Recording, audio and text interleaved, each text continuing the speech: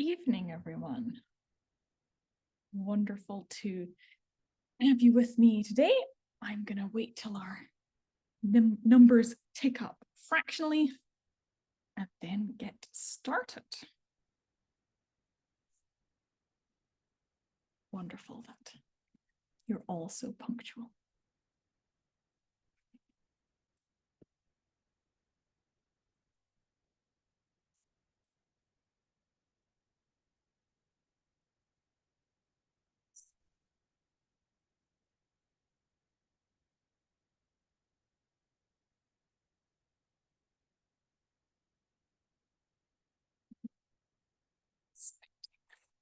A few people with us tonight, so I will just give it a moment.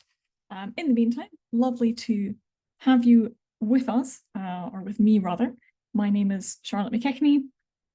I'm A-List's Director of Performance and Academics, and I've been working on the SAT, ACT about 8 or 9 years now. I did my undergraduate at Harvard University in history, and when I applied, I hadn't known anyone who'd gone to the States and had to spend a lot of time on admissions websites by myself trying to work out what on earth was going on. So it's lovely to be on the other side of the process, helping students who are wondering about what this all means for them.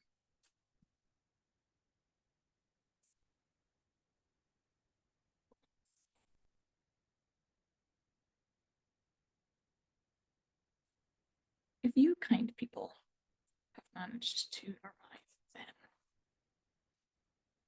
see more people coming in. Welcome, welcome. I'll give it a few more seconds and then start.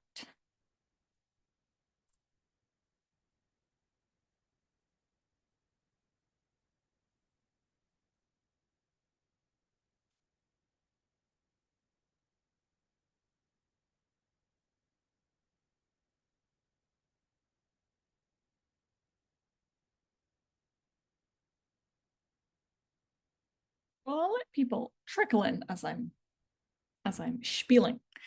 As I said, thank you for joining me this evening. My name is Charlotte. I'm a Harvard graduate and A-List's Director of Performance and Academics. I spend a lot of my life thinking about these standardized tests, and I'm really looking forward to discussing particularly the ACT with you this evening.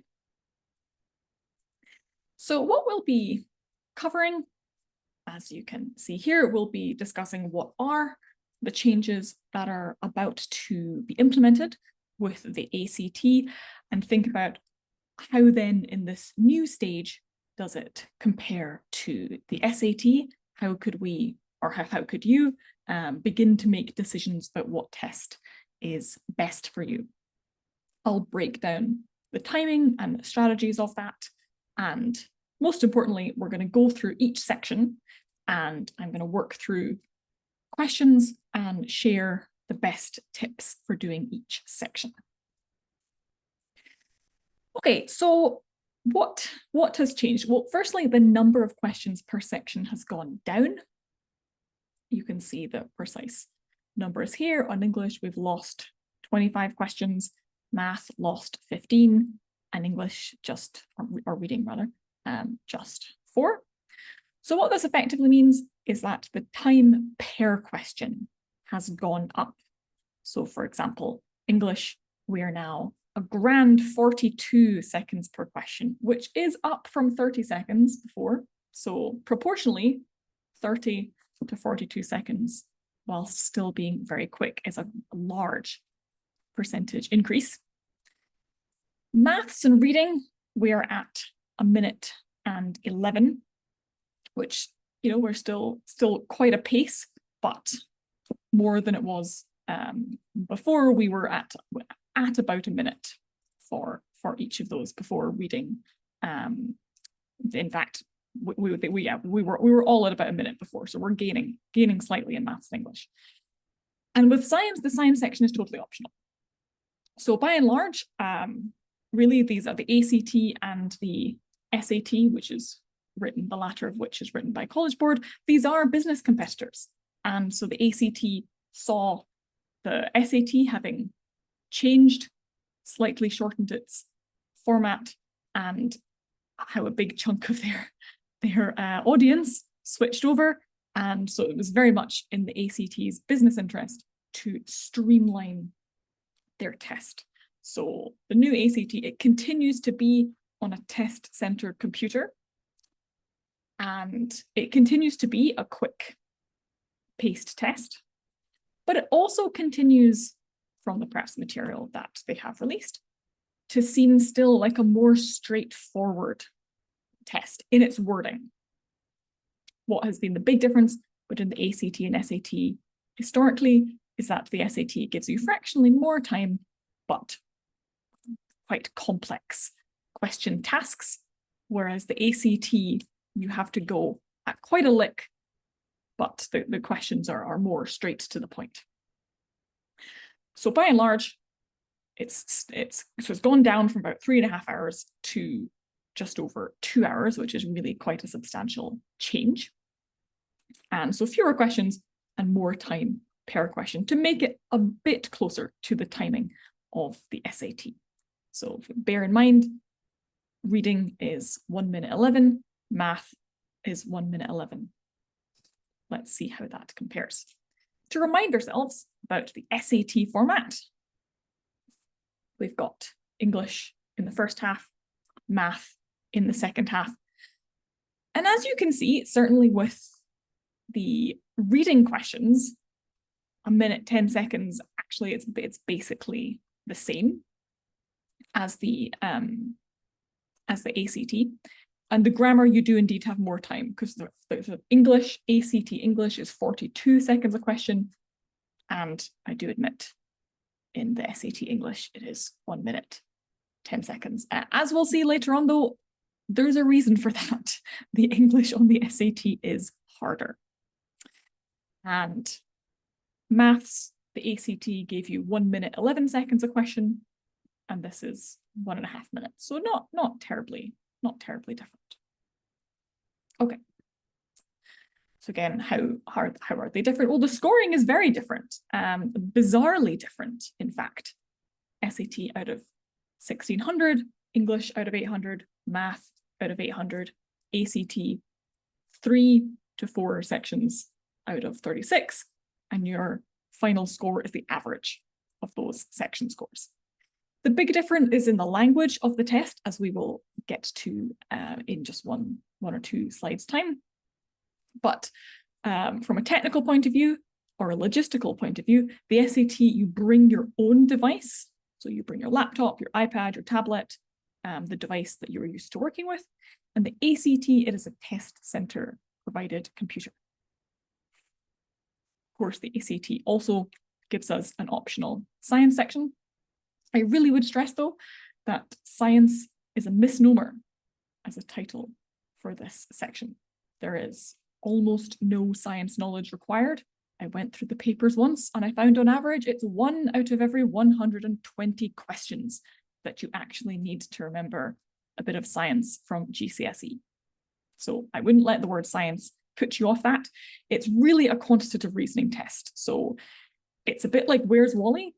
If you've ever had to play that game on a, where they have, you have to find Wally or Waldo. I forget if in the UK we say Wally or Waldo. But anyway, you have this crowd of people and you have to find one of them. Maybe one of them has a stripy t-shirt or something. This sounds like a bizarre tangent, but honestly, that is what the ACT science section is. It's very quick identification of information in the question task and identifying it quickly in a particular chart. So it's not about chemical formulas or anything like that. It's also optional, so you don't have to do it. I will say, if you were doing the ACT and you were applying for a STEM major, I would do the science section. If you're applying for chemistry and you choose not to do the ACT science, that is an odd choice. You can, but I do think an admissions officer would think, why have they chosen not to do this? Is there a reason they've chosen not to do this? Is their data reasoning awful? So most of the time with these tests, you want to give them a reason to not pay attention to your score. You want to be submitting a score which they are expecting to see. So it's in the admitted range of students from last year. And they say, okay, yep, good school grades, 1500 SAT or 34, 35 ACT. This seems comparable. Great, let's move on. Now it's a huge amount of work to achieve such scores, only for an admissions officer to say, yeah, that seems right, let's move on. But it makes a big difference. It really does make a big difference. Okay, so let's compare. I was referencing before that the tests have different personalities. So what on earth do I mean by that? I will be going through these ACT questions later on. So right now we're going to flick through the questions. Never fear, I will go through how to answer them shortly. What I would present to you here is that we have a single, two passages or a longer text and multiple questions on the same text.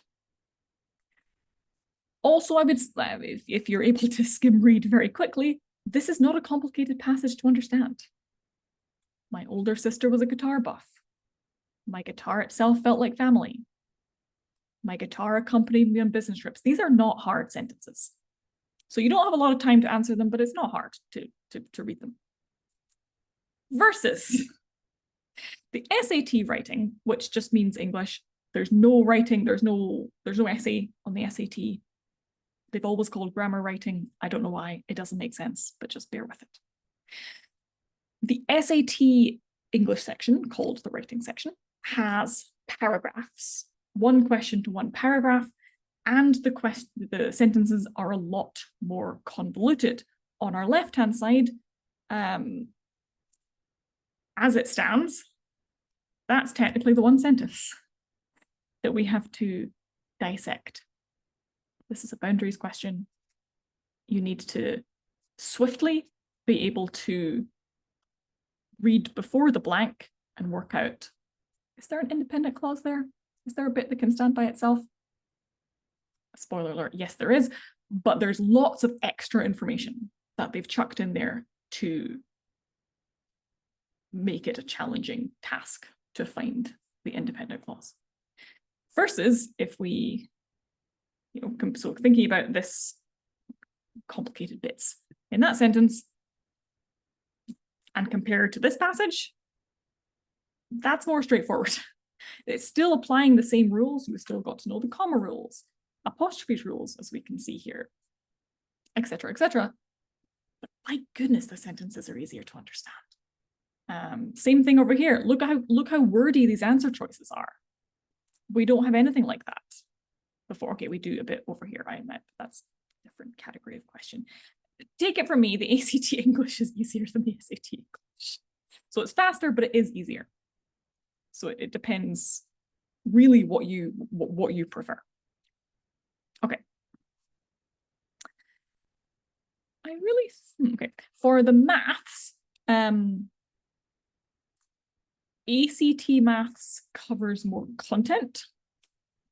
So the SAT math is really your GCSE. And it just really likes functions. But apart from that, it's GCSE. And brilliantly, they have built in a graphing calculator from the site Desmos. If you do not already know about Desmos, I encourage you to welcome it into your life. Desmos.com/calculator. You can play around with it for free. Honestly, the vast majority of SAT maths has turned into a typing and looking test. Pretty much every question, the vast majority of the questions you can do with this Desmos graphing calculator. Now you can still do that. You can still use a graphing calculator on the ACT maths. However, you must bring your own, which you probably already have from going through GCSE. So if you're embarking upon the ACT, it is still the same, techniques, still the same, mostly the same content, but you want to bring your own graphing calculator and learn how to use it. our tutors can teach you how to do that, or frankly, there are very helpful YouTube videos. Just make sure your calculator is one of the allowed ones, as in one of the ones that you are allowed to bring into the test. But frankly, as long as it can't communicate with the outside world and it's not actually a computer, you're probably fine.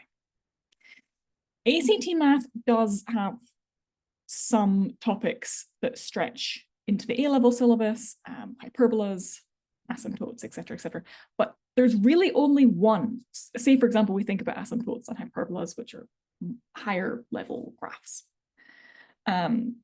Number one, as soon as you learn the equation for those, you can instantly do the question, because it's not actually asking you to manipulate the equations, it's just asking you to recognize it. So the same way that you learned y equals mx plus c means a straight line, you want to learn the equivalent of those ones. Should you even choose to do them? Because again, what unites both of these tests is that the hardest questions are worth just as much as the easiest questions. So if you pay attention to no other thing I say tonight, make sure you are getting the easy and the medium questions correct first, and you're probably going to want to sacrifice at least some of the hardest questions. So if learning that hyperbola equation is just your kryptonite, that's fine. It's probably not going to come up anyway, because there's really only one hyperbola question every 3 papers. So again, that's what, about 1 in 140-ish questions, 135 questions. Not worth stressing about. You do want to think about knowing the equation of a straight line, being able to find the slope, knowing how functions work, all of that. GCSE maths, and yes, arithmetic versus geometric sequences will be good. Learning how matrices work, adding, subtracting, multiplying, you want to do that. ACT math also has higher probability, higher proportion of probability questions in it. But again, so if you're in love with your A-level math syllabus, you'll probably really like ACT math, but you absolutely do not need to be taking A-level maths or higher level IB maths to do well on the ACT. Not at all. Our target numbers are important, and it's all the core of it is still going to be GCSE math content. And we're going to go through techniques later to simplify some of the content anyway. ACT reading, again, we'll do these questions later, but I would just draw your attention to, we have a longer paragraph, and this is only 3 paragraphs. Actually, the whole, it's normally about 10 paragraphs, but 10 not very hard paragraphs. So ACT reading, we've got 1 longer paragraph and 9 questions on the 1 paragraph. SAT, you change topic every question. Some people like that, some people don't. We've got, you might have one of the questions, as we've got here, be a Shakespeare sonnet. And then you might have the other ones be a social science text. The SAT really likes archaeology, writing about archaeology, I've noticed, and ancient peoples, Aztecs, Mayans, things like that. Perhaps because all of the information is in the public domain. Not quite sure, but that is a pattern that comes up on the SAT. So the ACT reading is a longer passage. The SAT reading is a shorter passage, but the passages tend to be harder. So they're harder but shorter. And so it really depends, what do you prefer to deal with? They're similar, they are more similar than they are different. Long story short, they are testing grammar rules, the American grammar rules, remember. They are testing, and I'm going to say quantitative reasoning instead of maths. It's really, I know they're called SAT math, ACT math, because of the techniques in which, with which you can approach the questions. These really aren't maths tests. They're testing how does one think laterally about these math questions. ACT is all multiple choice. SAT is mostly multiple choice. 25% of the math section, you type in a number, but again, mostly multiple choice. The big thing is there is no negative marking, so you do not get marks off for wrong answers. So never leave anything blank. That is a good tip. Very worst case scenario, and you have absolutely no idea what's going on. You have a 25% chance of getting it right, which is pretty decent. I wish I had a 25% chance of winning the lottery. So they're more alike than they are different. And what unites them in the approach is don't leave anything blank. Double check what the question actually asks, because that's actually probably going to be your issue, because it's everyone's issue. Double check your working. Always have reasoning. Don't go off of, I think it's that. That sounds right. That looks right. No. I want you to be relying on a specific grammar rule or having typed something into the graphing calculator and verified. I want you to have written out your working fully and double checked it, etc., etc. Because it's that level of specificity, of diligence, all that jazz. That's what gets you to the highest marks. They are also on mostly the same months. So put together, we've pretty much got a test every month. I've highlighted here the months that are specific to that test. So for example, we have both tests in September, October, December, May and June. Sorry, just June. I should have highlighted May. But it's ACT only in February, April, July, SAT only in August, November, March, and May. But there's a lot of test dates throughout the year, which is a good thing because most people sit the test at least twice. Okay, so we have been saying that the ACT is mostly quicker, so how do we make that work? How do we do well despite the unpleasant timing? It's not necessarily by going quickly. In fact, it's probably not by going quickly. Depending on where you're starting at, or where you're starting at will factor into how many questions you want to strategically guess on. But this concept of strategically guessing on the hardest questions, definitely do it. If you're already producing 34, 35, 36 on whatever your section is right now, or actually even a 34, I would probably say that you could probably skip one of them. But if you're already pulling off a 35, 36 consistently, I'm not going to mess with your process. You do you. Why you're on this webinar, I'm not quite sure. Congratulations. But if you're not yet on the 35, 36 realm, not a problem. But you're probably going to serve yourself best by not doing all of those questions. The strategies we're just going to cover. Practicing the speed, this is really important. So if you can get 100% accuracy untimed, good for you. That's irrelevant because timing is everything on these tests. So you want to first ensure that you know all the rules and all the strategies and can implement them effectively and habitually. But then you really want to practice under time. Practice giving yourself less time. So if you only have 42 seconds for English, try giving yourself 30 seconds a question. See what you're able to do. See what rules you remember, what you don't, what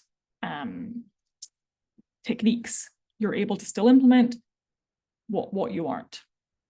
So basically see what cracks under even more time pressure and then hone in on those weaknesses and then go back to regular speed. And if you can get consistent accuracy at 30 seconds, then 42 is going to feel languorous.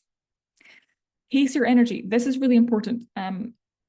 So even if you don't choose to do science, so you're finishing with reading, you still need to kind of hour 2 minute 4 out of a 2 hour 5 minute test. You still need to be as fresh as you possibly can be. So be conscious about leaving something in the tank. You want to fully focus, but don't be the racehorse who goes really quickly out the gate and then arrives last in the race, right? Again, you can practice that. So pace, energy is something that we build over time, and pace is a skill that we can hone. As I've said here, one of the great things about the ACT is that we can super score. Admittedly, you can super score on the SAT as well. Most universities allow super scoring. Georgetown is a notable exception to that. So do double check on the admissions page of the universities you're interested in, see what they do. But especially with the ACT, because you're scoring with your highest English, your highest math, your highest reading, you can approach a test day and think, okay, I'm going to put all my energy into maths for this one, and then I'm going to put all my energy into reading for the next one, etc., etc. So that can be a good strategy, especially for subsequent, i.e. not your first sitting. Okay, general strategies. I would screenshot this if I were you. This is what you want to pay attention to. I appreciate that double checking what the question is asking sounds blindingly obvious, but you would not believe how many people make errors and hemorrhage marks because they haven't checked what the question says. So the question should be the first thing you read and the last thing you read. Our whole world, for as long as we are existing in the world of the question, our governing body is that question task. So keep going back to it. We don't lose marks for wrong answers, so guess something. For writing down work in maths, they give you a whiteboard, a mini whiteboard, or they're supposed to. Test centers are supposed to, according to the ACT, give you a mini whiteboard. Now, some are just giving you scrap paper. Maybe because they didn't want to buy whiteboards, I don't know. But I would assume that your test center will follow the rules, and I would go to Poundland or whatever and buy a mini whiteboard and practice doing your working, because some students get freaked out by having to scrub out their working after a maths question. So get used to that. It's the idea of you want as few variables to change on test day as possible. So get used to working well with a whiteboard in a different environment when people are making annoying sounds next to you, etc., etc. Someone's coughing or a dog is barking outside. You want to be able to have honed your focus to the nth degree, even if all that stuff is happening. Target numbers is the idea of guessing on the hardest questions. The ACT will let you actually, and both of the tests have highlighter functions and eliminator functions. Use them, it really does make a difference. Again, question, check, check, check. Okay, so we're going to look at ACT English. It's really important to know all the grammar rules thoroughly. If you were sitting there thinking, goodness, my school never did grammar, you're not alone. I very rarely get students who've been taught grammar these days. Our ACT Book of Knowledge lists all of the grammar rules with respective exercises. I recommend that textbook. There will be a website at the end where you can get it, should you choose. I recommend it. I don't make commission from it, but it genuinely is a very, very good resource. So yes, verbs, commas, dashes, things like that. Rhetorical skills will be questions like which choice best introduces the topic, which sentence best introduces the topic of the paragraph. If the author had wished to make an argument promoting bicycles in London, would this essay have accomplished this goal? That type of question. So questions that are about how the writer is writing rather than the technicalities of the rules. What unites all of these questions is reading the full sentence. So let's look at question 2. I notice question 2 is around everywhere is underlined. So if I read that full sentence, when my sister left Chicago for college in California, I began carting my guitar around everywhere, to school, to work, to friends' houses. So I first noticed that I paused after everywhere naturally, which means we must have a break after everywhere, which means I'm going to get rid of H and J because they have no pause there.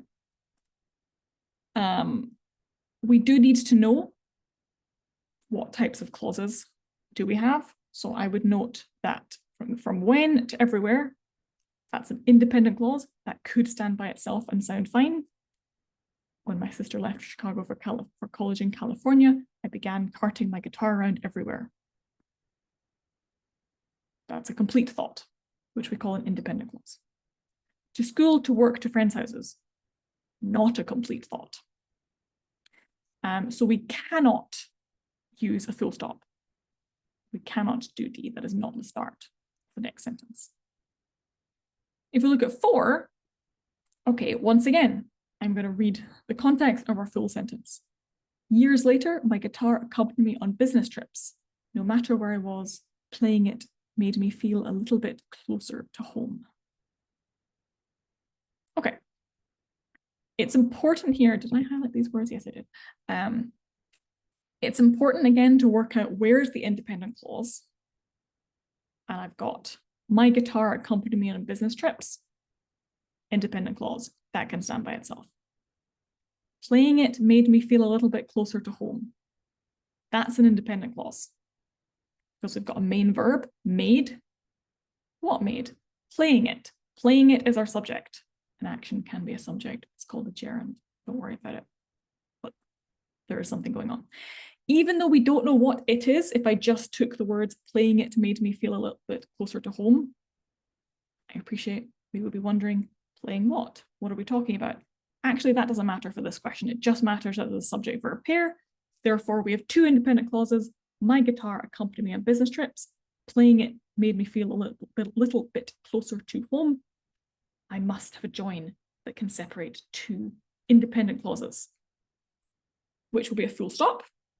So I'm down to F and H, but I do want a break after was. I would say no matter where I was, playing it made me feel a little bit closer to home.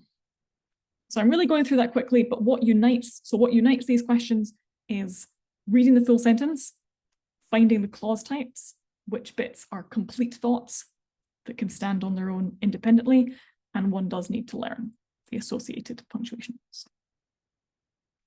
For maths, okay, beautiful function question here.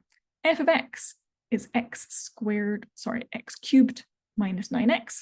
G of x is x squared minus 2x minus 3, which the following expressions is f of x over g of x for x is greater than 3.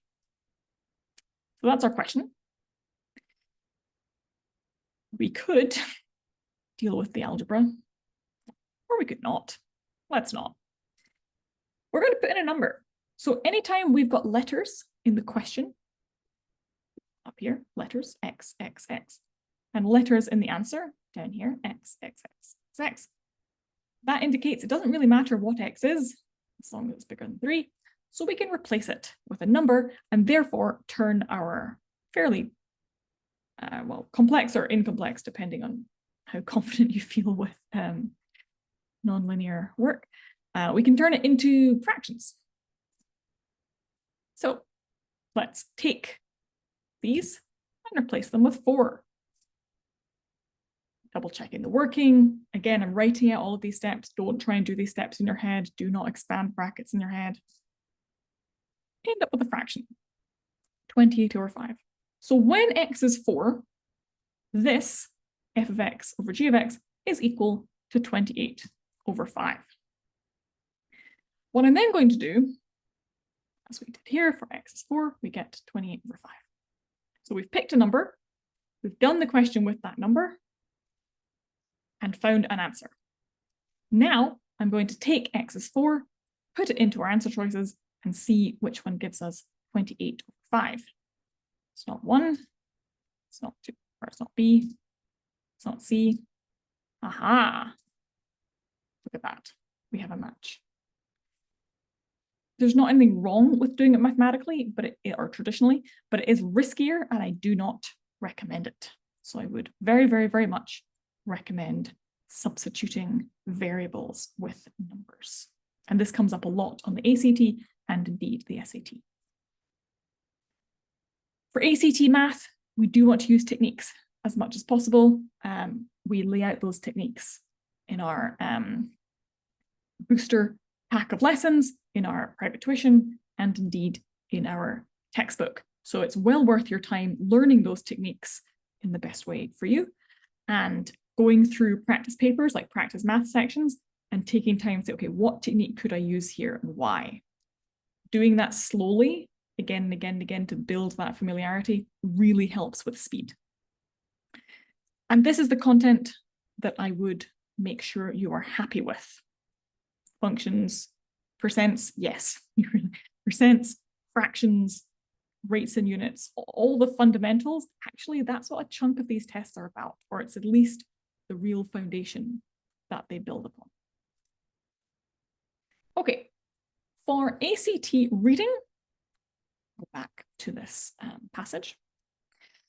Now with ACT reading, the first thing I would do is I would skim read the whole passage and work out what's the main passage claim.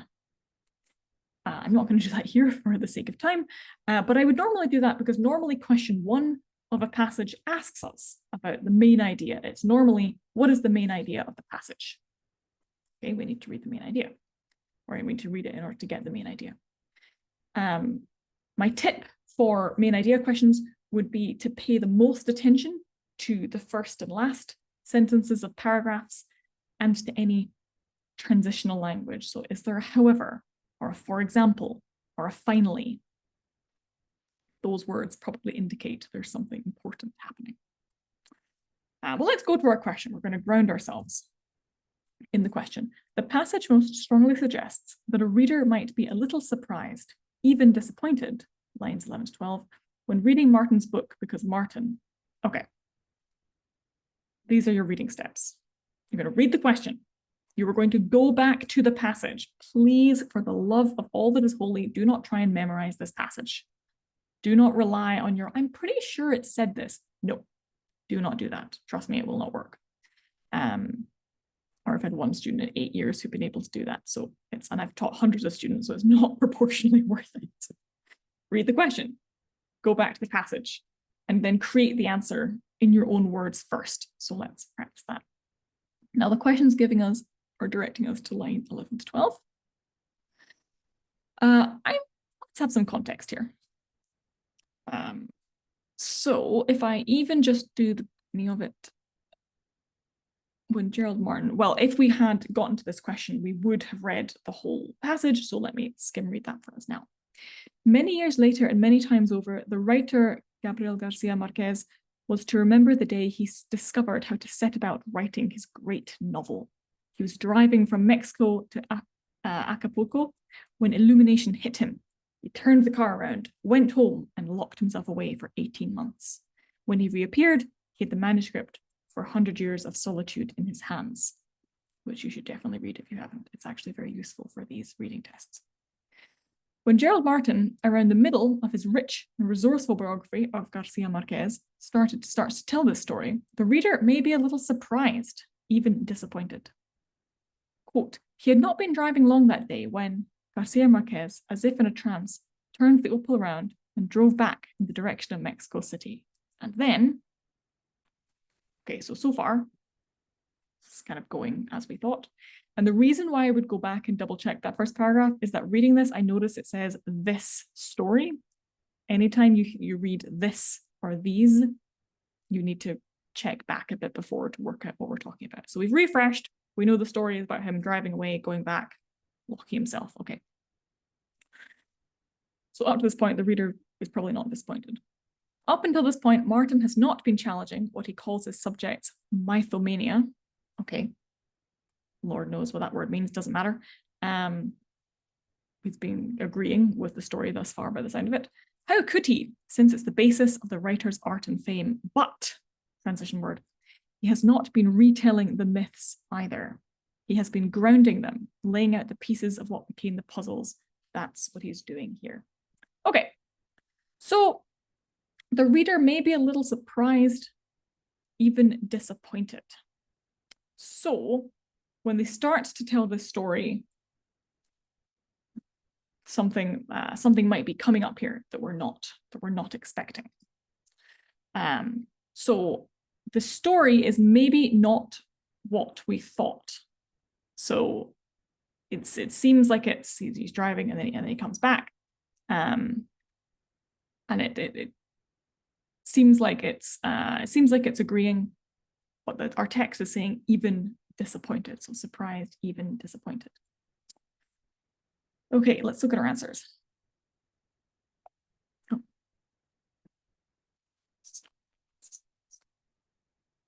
Okay, well, never mind. There we go. Interrupts a familiar story. Okay, does it interrupt a familiar story? He'd not been driving long. Okay, so this is similar. To claim that it's not true. He had not been driving long and he turned back. Okay, we've got this idea of surprised and even disappointed. Kind of interesting. Let's look at the other answer choices. Is critical, and also this question is saying most strongly suggests. So this is an inference question. We still want to make the world's smallest inference, but it will be an inference nonetheless. So we have to have something about telling the story in disappointment, which H kind of does, or it would be disappointing if he said it's not true. Is critical of the author's preference for writing in seclusion. It is definitely not that. There is no reference to a preference for writing in seclusion. No. Focuses on analysing the novels of the writer instead of discussing no, because he does not analyse any novels. Fails to adequately explain why he drove back to Mexico City. Well, I guess that's true. It would be nice if he did that, but that doesn't answer our question. So why would a reader would be much more disappointed by the fact if he's claiming it's not true, rather than a slightly subpar explanation. Okay, we read the question, we skim read the passage for relevant text, we create the answer in our own words and compare it to the answers. The whole answer must match in reading, so go through and find the words that do not work. As I've done here, crossing them out.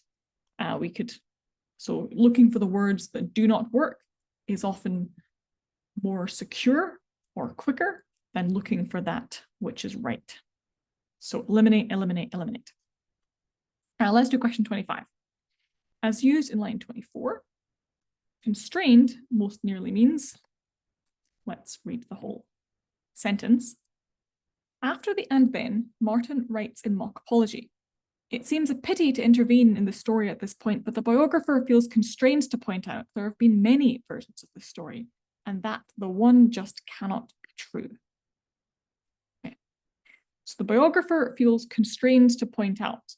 Without looking at the answer choices, the biographer feels that they must point out, feels that they should point out, that they are being directed to point out. Okay. Blue Peter, as I prepared earlier. So it's this idea of like they should do this. That's most matches to compelled. Coerced is far too violent. No textual evidence for that. Restrained and limited are too, well, just don't work. But they're also a good example that often for these vocab questions on both the ACT and the SAT, it's mostly the tests are mostly going for the secondary or tertiary meanings. It's mostly not the obvious meaning or the literal meaning. Okay. These are our reading steps. Again, this is something that I would photograph or screenshot or something like that. Because if you do all of these steps, that is how you get a 36 on ACT reading. Again, do the passages in the question order that work for you. Is fiction really accurate for you? Great, do that first. Do you really struggle with the social science passage? Okay, leave that to the end. Do the questions in the order that works for you and gather up the points that you can first. The science are exactly the same techniques as the reading section. The only difference is that you want to go to the question first. You don't need to bother reading the contextual information because frankly, you're not going to get asked about it. You'll be asked in table 2, when liquid A is boiling at X Fahrenheit, what does something else read? And you don't need the paragraph and a half of intro description in order to do that. So for science, go straight to the question and then go to the evidence, as I've said here. Really extremely little science required. The most important aspect of preparation is that ideally you want to take months doing it. If you're sitting here thinking, well, that's great, but I've signed up for the September ACT and I'm starting tonight, you've come to the right place. Do not fear. Whilst you're no doubt reading these bullet points, what I would say is if you're kind of at the 11th hour in your preparation, don't panic. What I would focus on is the English grammar rules, the math techniques, and practicing the techniques and strategy or implementing the strategies for reading and science if you choose. But for English, for example, I would focus on the grammar rules first to really maximize those points. So as I've said here, there's 3 elements that make up the test. We need to ground ourselves in this content. Yes, you do need to know how functions work, etc., etc. But the approach is everything.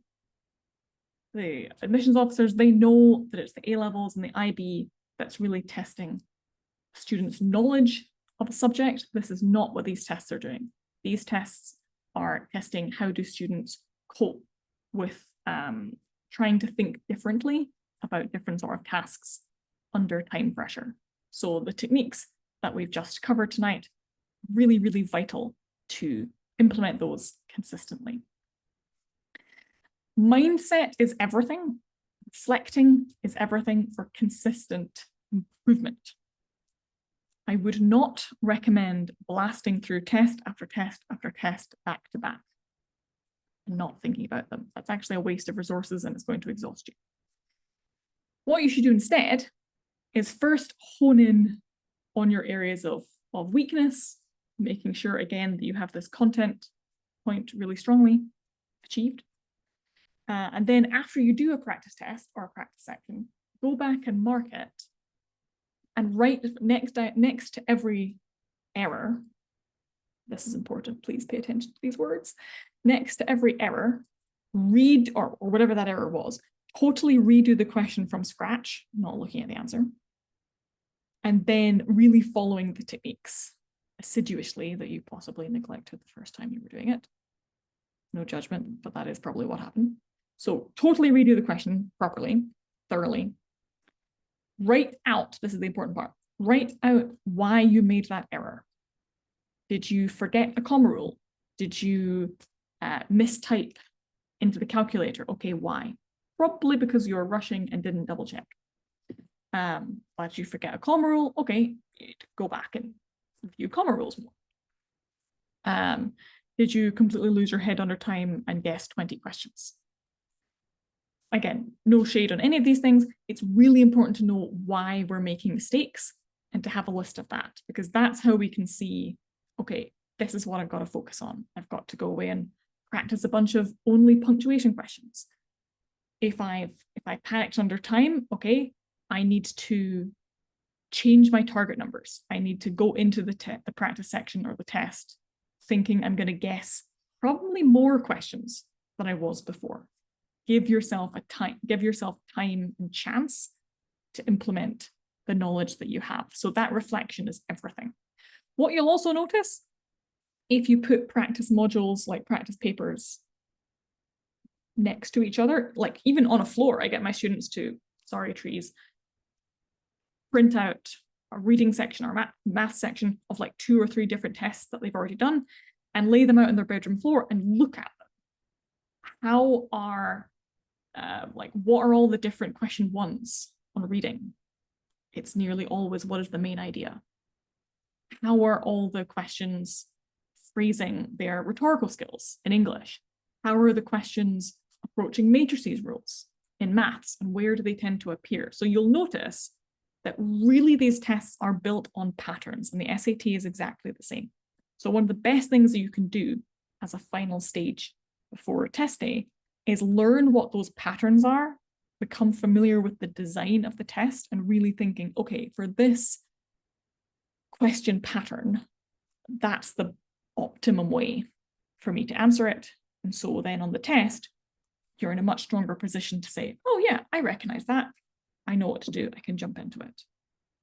And then the focus can be into doing the work in a detailed, thorough fashion, rather than thinking, how do I answer this question? So you don't want to be there on testing. So final ACT thoughts. I actually can't remember what I put on there. Oh yes.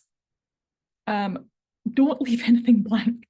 It's a real gift that both the SAT and the ACT don't take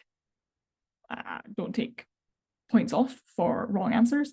So put something, and that really does help you get more points on the questions that you do answer.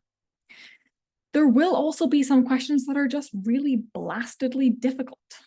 That is okay. Keep an eye on the time. Don't let yourself get sucked in to any questions. We call these black hole questions, questions that are tempting to spend 3-4 minutes on. No. Because remember, that really hard question is worth just as much as the easy question 1. So flag it and move on. Both these tests have a flagging category. So flag it, guess it, move on. Does anyone have any questions? Thank you so much for your thoughts. As you're thinking of questions, I'm actually going to go on to the next page, because we have 2 opportunities to further help you. Thank you so much for your attention tonight. If you want a free consultation call for advice on how you can approach your preparation, we've got the QR code on the right. And on the left-hand side, we have longer tuition, but we also have a 5-hour booster pack of tuition that gives you the main, that gives you all of the main questions. I had someone raise their hand, but I can't actually hear you. So if you have any questions, please type them into the chat and I will be delighted to answer.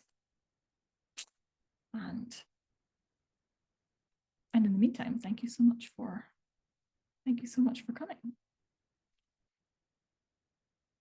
So yeah, this 5-hour booster, I wrote it so I can promise you that it does, it covers all of the core techniques for each of the sections and how one wants to, and the harder level questions for each of those. I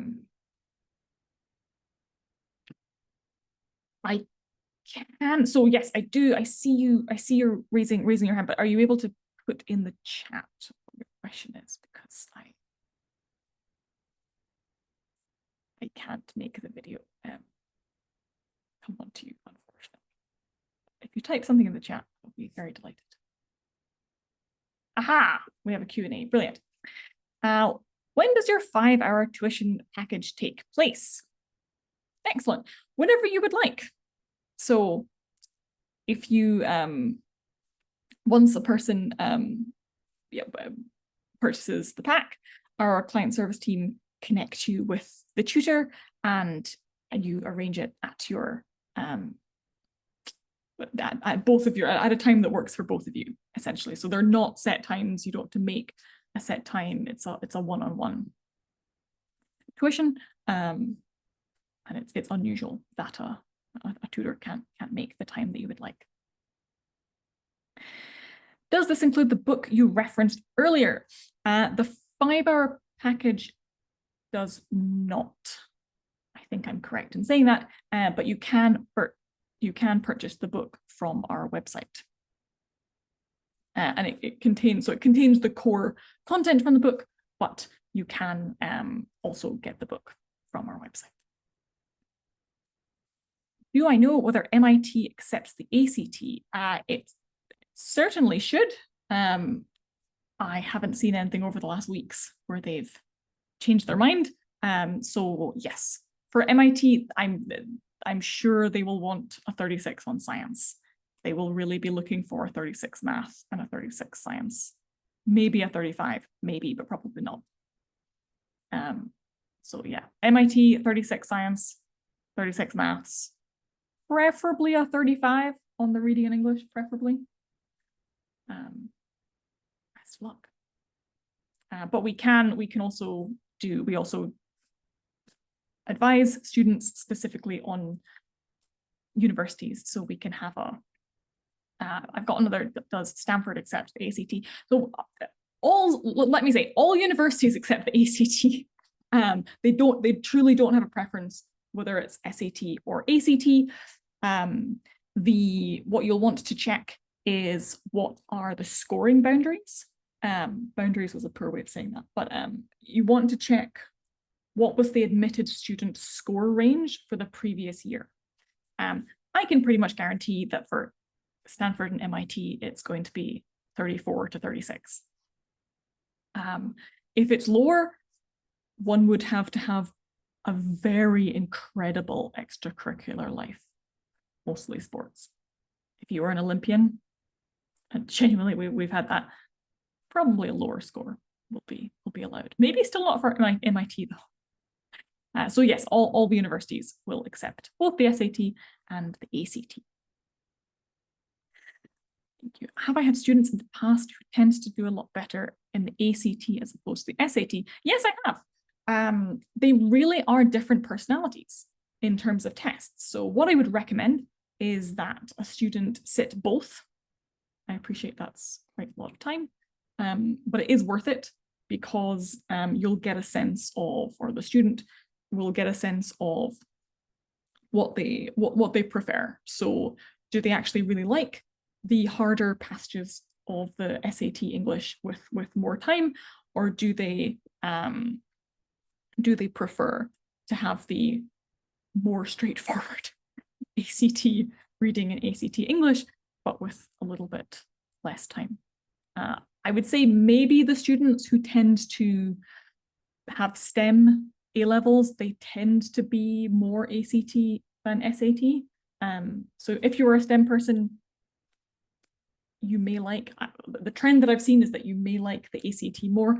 However, humanities people I have many humanities people do brilliantly on the ACT. I mean, really, so it's not a, it's just, if I had to make a generalization, that would be the generalization that but take a practice test in both is what I would say. The ACT is rubbish at, so screenshot that, at rubbish at producing practice material. But we have a lot of past papers for the ACT.